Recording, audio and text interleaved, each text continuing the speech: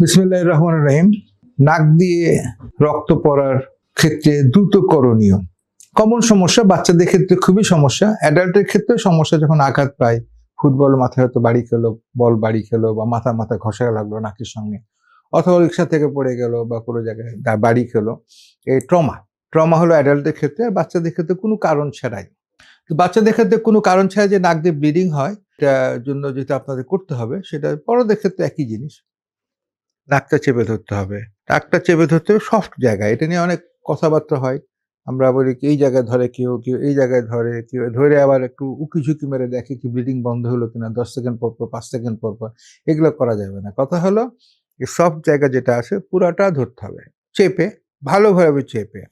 বাচ্চা যদি না পারে, তাহলে বাচ্চার সঙ্গে যে অ্যাডাল্ট আছে বাপ-মা, তারা ধরবে। ধরার পরে ঘড়ি দেখতে হবে। কমপক্ষে ৫ মিনিট। ৫ মিনিট আগে ছাড়া যাবে না। এই সময়টা বাচ্চাটা কি করবে? বাচ্চাটা মুখ দিয়ে শ্বাস নেবে, বা অ্যাডাল্টটা কি করবে? মুখ দিয়ে শ্বাস নেবে। দেখা যাবে না, উঁকি মেরে দেখা যাবে না। উঁকি মেরে দেখলে কিন্তু ডাবল বেগে ব্লিডিং হবে, এবং এটা আরো সমস্যা বাড়বে, কমবে না।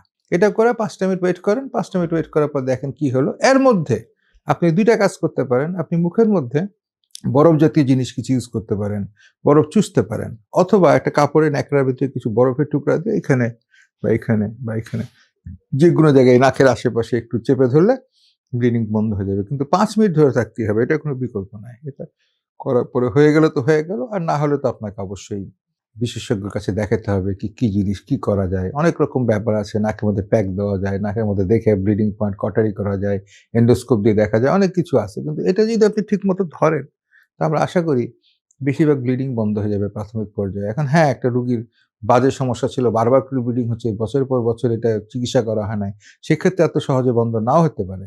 তবে প্রাথমিক পর্যায়ে যদি ঘটনাটা হয়, যে প্রথম ব্লিডিং হলো জীবনে, বা একটা ঘটনা ঘটলো, বেশিরভাগ ক্ষেত্রে এটা বন্ধ হয়ে যায় বলে আমি বিশ্বাস করি।